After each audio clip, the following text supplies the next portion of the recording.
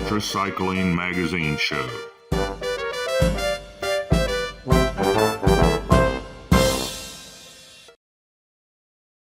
Well, hello everybody. Welcome to another exciting UltraCycling Magazine show. The show about all things ultracycling, long distance biking, and biking in general. I'm Jim Lawyer, and how are you tonight, Lee? I'm doing fine, and I just had a text from Loretta. I may have fouled up, Jim, about making sure. No, never. Well, I don't know. It's all good. We'll see here. But Loretta, if you happen to be listening, just use that link we give you. Come on in. But Definitely. we'll we'll survive without you. I don't know how, but somehow. There you go. Hey, You want to tell us who we're brought to us by? pardon? You want to say who the show is brought to us by? Oh, yeah, we're here because we got our start, and we're still supported by the people who run the Race Across America stations here in Ohio, 41 in Oxford, 42 in Blanchester, and 43 in Chillicothe.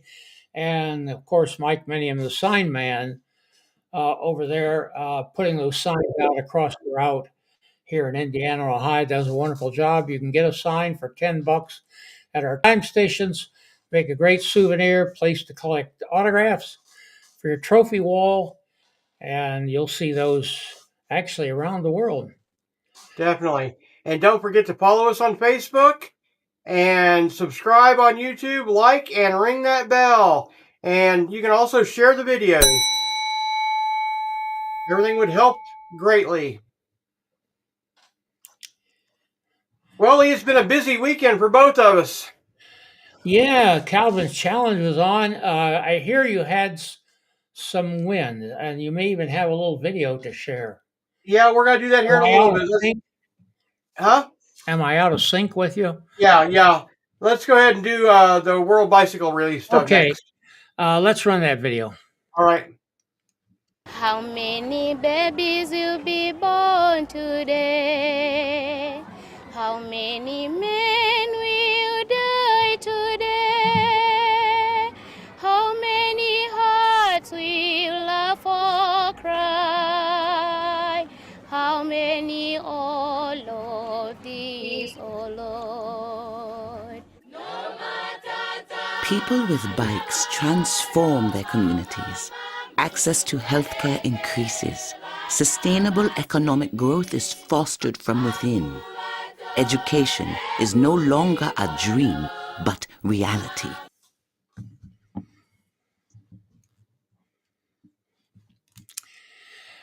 And the program here is to have 10 bicycles on the road by the time of my 90th birthday, which will be in July. That's our challenge for everybody. Pardon? That's our challenge for everybody. Yeah, and we're making progress. I think, is it a little better? Did we get all that up to date? No, I did not get a chance to update because of the race this weekend. Yeah, we got some more than that. We need $615. I think we got right at $600 now. Gotcha. And the wonderful thing about this, Jim. Yes, sir. Let's show what people might be able to be gifted with if there you go. They make a donation of any kind. You will be eligible to receive an Elite Series Infinity Bike Seat E3. Picture of it there. And everybody that makes a donation, except family members, I have to remind you, name will go in a hopper. This is a $457 seat. And it's, I believe, the latest and greatest, Jim. It is, yes. We've got the previous versions on the bikes we ride, and we love them to death. So I can't speak more highly about it. Marcel's, Dr. Vince, and Diane, for this wonderful gift. Yep. To support us in our campaign to put 10 of these wonderful Buffalo bikes on the road by the time my 90th birthday. That's $1,650. I think we can do that, especially if you have a chance to win this a wonderful wonderful. seat. Yes, definitely. So And how you do that, Jim? How yep, can they and get their name in the hopper? the donate.ucm.bike, and that'll take you to our donation page and donate. And you cannot be anonymous, so you have to have your name in there, so we can get you in the hopper to win that seat. And everybody I know who has one of these seats, you have them, Yep, swear by them.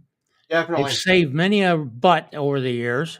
Yes, sir. And so we're happy to have that. So be sure to get in there. Do it now. Definitely. Don't wait. Said a donation of any amount, but just to remind people that $165 donation will put a whole bike on the road, and you can't buy a bike at Walmart for that, which None would of this last quality. up a week Yes, in the conditions they ride in. But correct. they generally are getting 10 to 15 years out of these bikes because they have mechanical services that go along with them. Definitely. So, And trained mechanics to be out there and everything. So it's a very good cause and a very good set of bikes that you can help us get out in the field in various parts of the world. so Okay, Jim, Lee. how do people talk to us?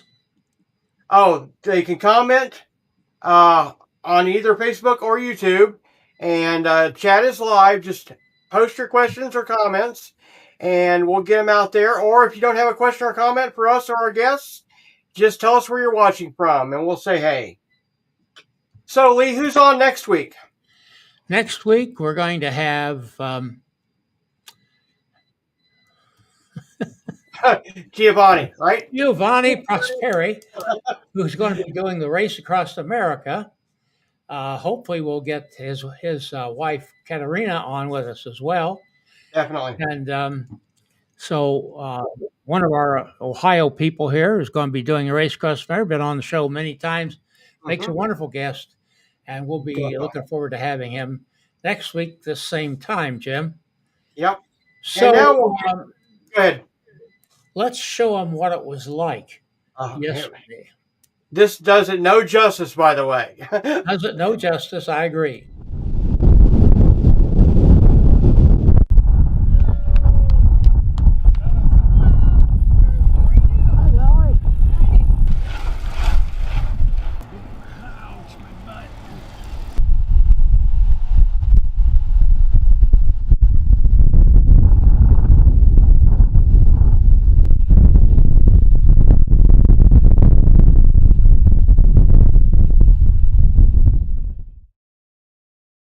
Know how to take the wind, don't they?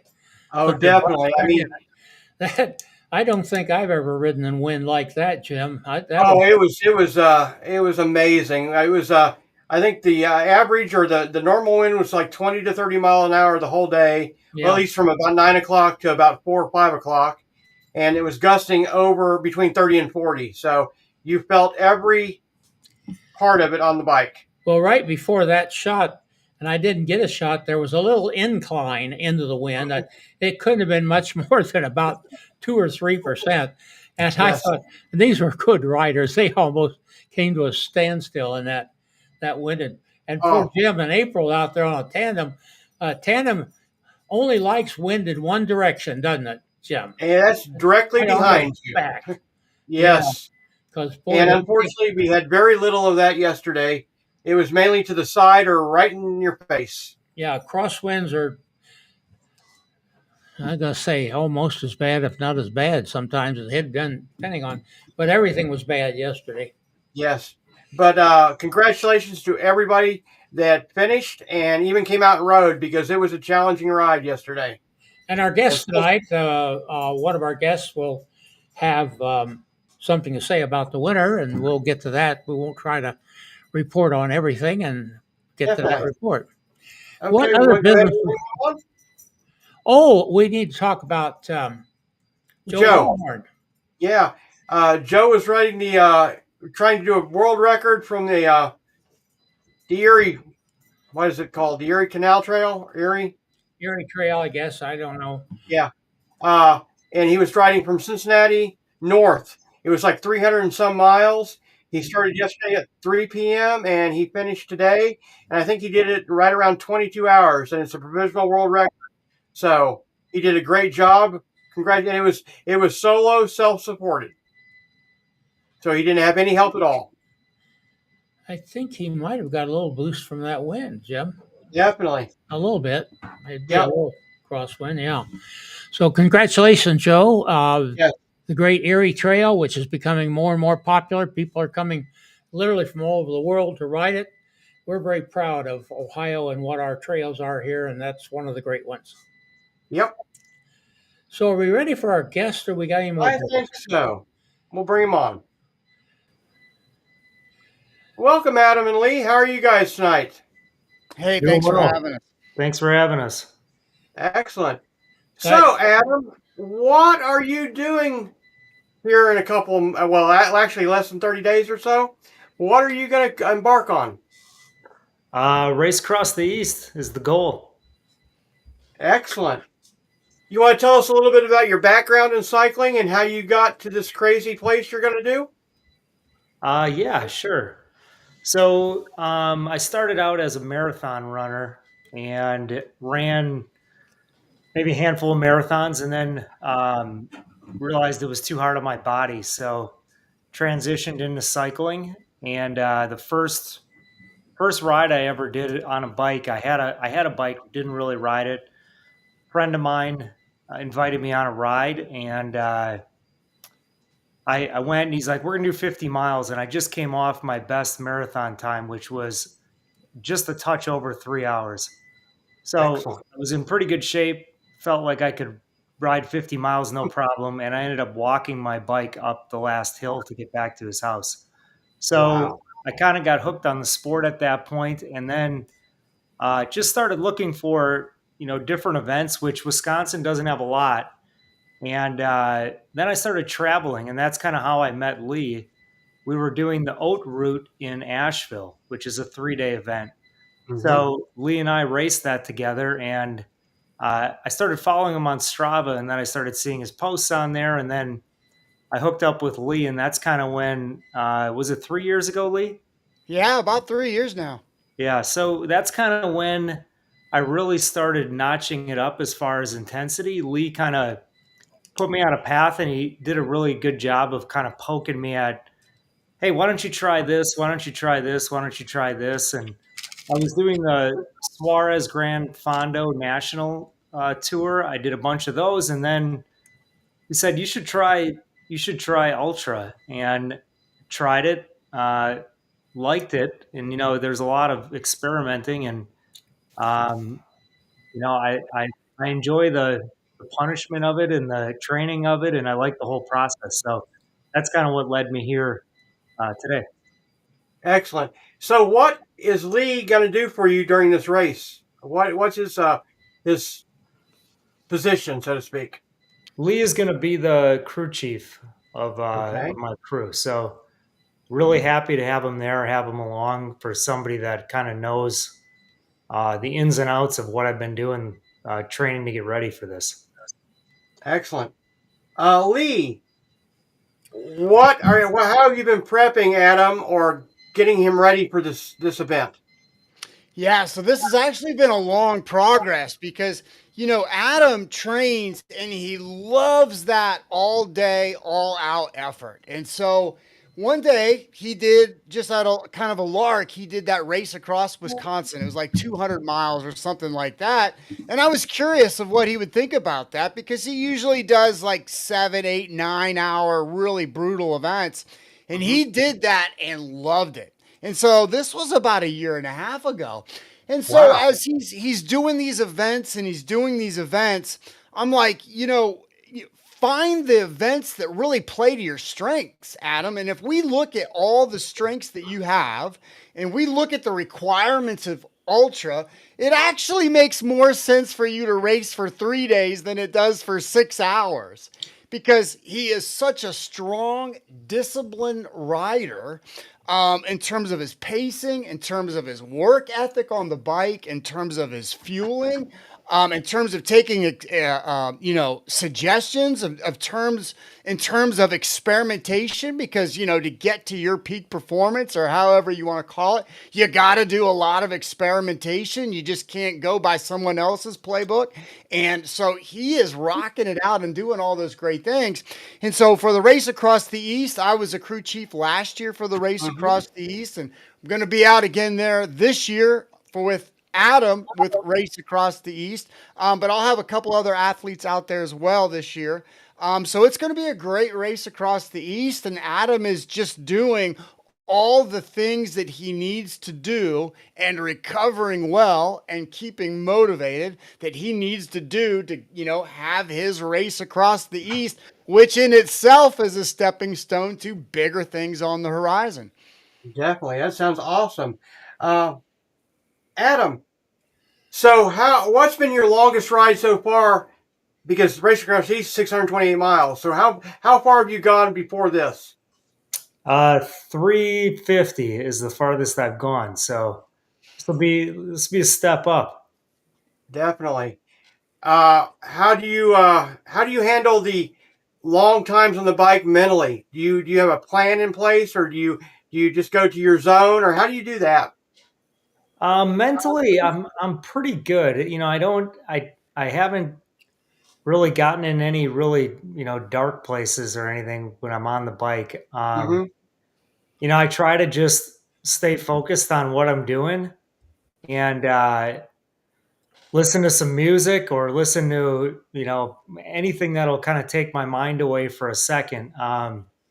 Another thing I really enjoy is getting text messages through my ear pods or one ear pod where it kind of breaks up the day and keeps you involved. And, some of the 24-hour events that I've done, it was nice to get messages from people and be able to hear from them when you're out on the road, and keeps you going, keeps you motivated. Gotcha. Lee Greider, what questions do you have? Thank you for using my last name, because when you said Lee before, I jumped up and says, "Am I supposed to say something here?" Well, I have a question for Coach Lee. Coach Lee, well, you are in the coaching business, are you not? And tell us a little bit about that. I understand that we're going to have a guest on here that's one of your other clients a little later on. Yeah, so I do this for full time. So I'm a full-time coach and a full-time certified nutritionist as well. So, I realized years ago that when you're working with a coach, nutrition is key. And how the industry works today, it's sort of, you have your coach over here and then you have your nutritionist over here. That isn't always optimal for communication purposes. So I just decided to cut out the middleman and become a nutritionist myself. So that was really key. And it's been really fantastic. And, for me, for my coaching, it's all about not only what they do on the bike, but it's about their 24/7, everything that they do off the bike. I'm really big into blood work. So my company offers labs. So, you get a box in the mail, you go to a local phlebotomist, you get your blood drawn, it goes to the lab, and we do this big biomarker test just to kind of understand where all your biomarkers are, because one of the things about ultra cyclists, their biomarkers can just really go off the rails really quick due to fatigue and just due to the sheer amount of work that they're doing. And so, that's a really important thing of one of the things that I offer as a coach in my company. But yeah, so I work with a lot of ultra cyclists. You guys have had Matthew Left Hand on. I consult with him, talking with him all the time. And was just really happy with, everything that he's done and everything that he's achieved just recently. Working with Adam, today I woke up to great news that a client that I work with just was the overall male winner, the overall finish, first place 24 solo non-draft, Calvin's Challenge. So that was pretty good. And he set a course record at 425 miles. So I was really happy with that. Well, and then you guys him. I'm sorry, say that again? I says the wind, in despite of all that wind. Yeah, I'm really happy with that. So we've actually been working on that. So I haven't been to the wind tunnel with him, but I have been to the wind tunnel with other clients to really actually work on that wind. If you can, shave off a little bit here and there. And so, when we did Psycho, he did not have the right winter jacket, or not a winter jacket, but that it got really cold at Psycho this past, what was it, October? And so the jacket that he actually found, it was just this big sale. And he actually did his first 5 hours harder than his no, he did his last 5 hours harder than his first 5 hours, but he was a mile per hour slower his last 5 hours because he had this big jacket on. So I was like, we can never make that mistake again. And so he did really good at Psycho, and then he just came back to Calvin's Challenge, and he was tight fitting. Let's just say that. So he was pretty good.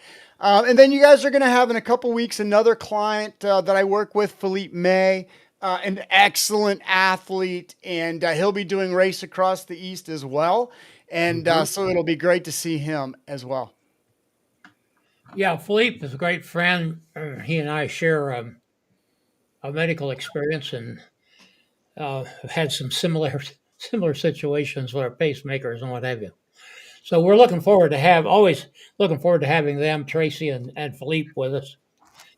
So listen, in the show notes, which is in the description on both YouTube and Facebook, there's a link to your website, Lee. So if anybody wants to learn more about Thank what you. you do or what you could do for them, there's a place there where they can get in touch with you. So check out the description right down at the bottom. You'll see that link among other links that are important to us. Jim? Now, Adam, how are you preparing for the climbing portion of the Race Across the East? Are you a good climber, or have you built yourself up to be a good climber, or what's the story behind that? I actually am I'm pretty good climber, even though I live in Wisconsin, and I think our longest climb here is in the state. It's probably about 3 miles. In my area, it's less than a mile. So I've traveled around. I've done a lot of races with a lot of climbing. I think the biggest one I did was the Belgian Waffle in Asheville. That had almost 15,000 feet of climbing in that race. So I do know how to climb. I'm okay at it, I guess I would say.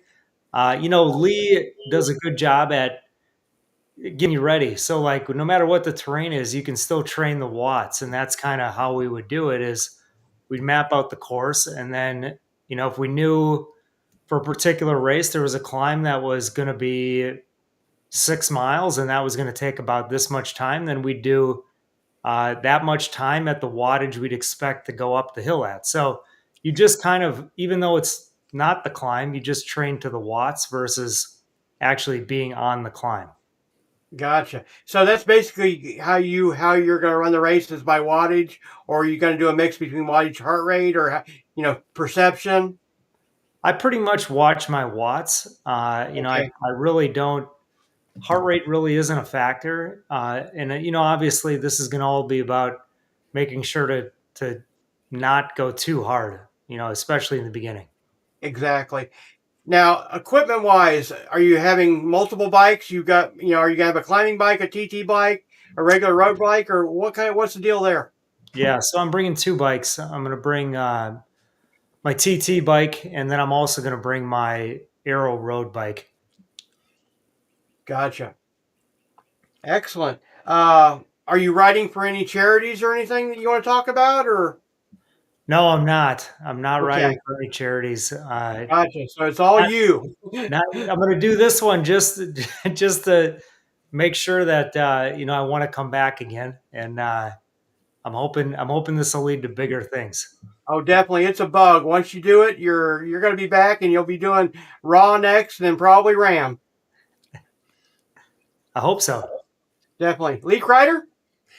Yes, Adam, um, you mentioned that Wisconsin's relatively flat. Now, I've ridden across Wisconsin to the east, and all the rivers and streams in Wisconsin run north to south, I found. And you just, it's up and down, up and down.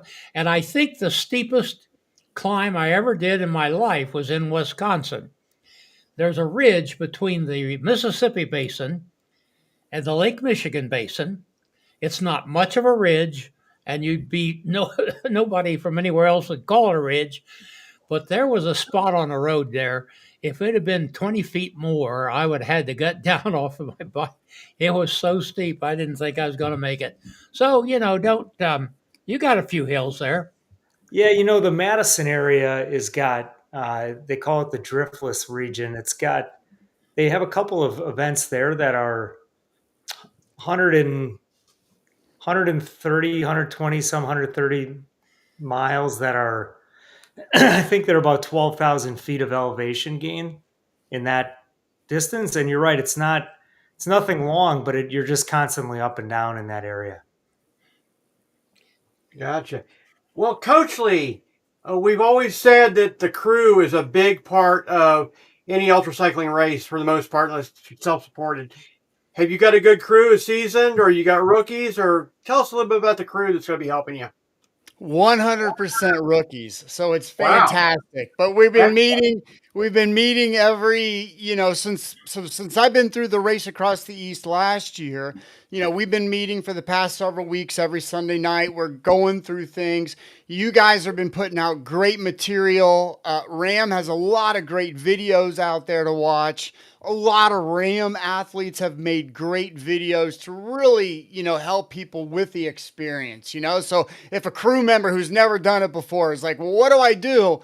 There's some great documentaries where you see crew members doing everything online. Mm-hmm. And so there's so much great content out there in the ultra cycling world that if you've never even been on a bicycle before, you can pretty much walk into the event with the understanding that a lot of things are not going to happen to plan, and just to be ready for them. And so, it's we have great people. We all get along really well, and I really look forward to it.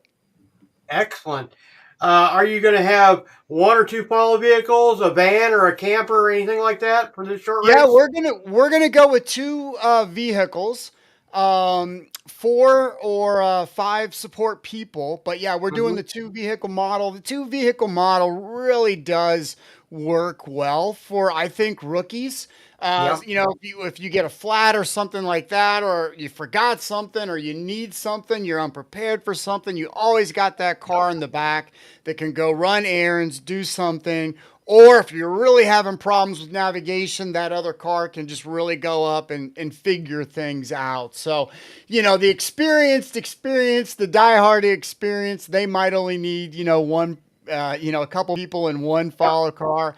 But yeah, we're definitely, just to be safe, and since it's most everybody's first time, we're gonna do the 2 cars. And sleep is always a factor. Like, what people are really good at not getting sleep, what people are awful. Like, I am awful when I don't get sleep. So, I'm that person that dies at night, and so everybody doesn't necessarily know that. And so it's just great, I think, for that first time for Adam, especially. And, this is a big experiment. Like, I mentioned, he has much bigger goals than, Race Across the East. He really wants to do Race Across America.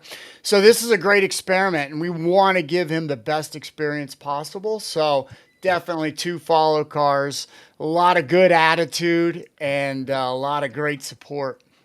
Excellent. Well, you brought up another subject there, Lee, and Adam, whichever one wants to answer this.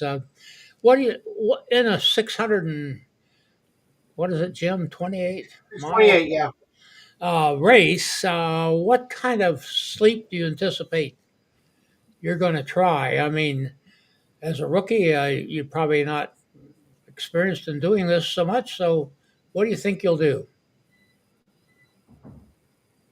Well, we actually just talked about that tonight. So we're gonna try to keep it 10 hours or less of rest. It's the total stop time. Mm-hmm. So within that 10 hours, as much sleep or rest as I can get. So like Excellent. he would have, 4 hours the first day, 4 hours the second day, and then 2 hours. But again, that's a broad paintbrush kind of plan because we just don't know right now. We don't have the data. But I think if I look at a lot of different races and I look at like what a lot of people do. So, Joe Lawhorn was a great example where, he did the race in 45 total hours and had 3 hours of rest. And then I looked at another person and she did it in 48 hours, but she went faster, but she had 10 hours of rest. And Yep. so, Joe just really chose a really slow mode of just, slower is faster type of mentality. Yep. And he only had 3 hours of rest time in that race across the East last year. Different people do it different ways. And so Adam's kind of going to be somewhere in between. He's not going to, I think that he will need more than 3 hours of total rest time for the 3 days or for the 2.5 days. But I don't necessarily think that he'll need as much as 11 hours. Now, again, we have a big 24-hour ride where we're going to get data from before a race across the East, and we have a great 2-day ride planned as well, which we're going to get data. So right now, the rest schedule is broadest stroke as you can possibly imagine it, and we're just trying to crystallize it and make it as clear as possible before race across the East, knowing that race across the East is an experiment in and of itself, which we're going to get crucial data from. Definitely. Adam, what kind of nutrition are you going to do? Are you going to do liquid or solid or a mix, or what's your plan there? I've been doing a little bit of a mix of both. So I've been doing mostly liquid, but filling in with some solids and just keeping it real simple. Mm-hmm. Trying to just do it as simple as possible so that my gut is good, and not trying to mix in too many different things. Just keeping it real simple, real basic. Trying to get between 90 and 100 grams of carbs an hour, and somewhere around 450 to 500 calories is really where I've been landing. And so far it's been really good. I've had no no drops in energy, no gut problems. It's been dialed in pretty good. Excellent, excellent. Lee Kreider, any more questions or comments? Can I comment on his nutrition really Oh, quick? yes, sir. Because this goes to Adam's dedication, because we've been building up to this. So when when I'm building an athlete through foundation, we might be at 60 grams of carbs, but, several months out before the event, we start training that gut several months out. So, Adam just did a 12-hour ride where he nailed 100 grams of carbs per hour, no gut issues, felt great at the end. And this was just last week. And so that's a great example of, just Adam doing the work and being really super dedicated.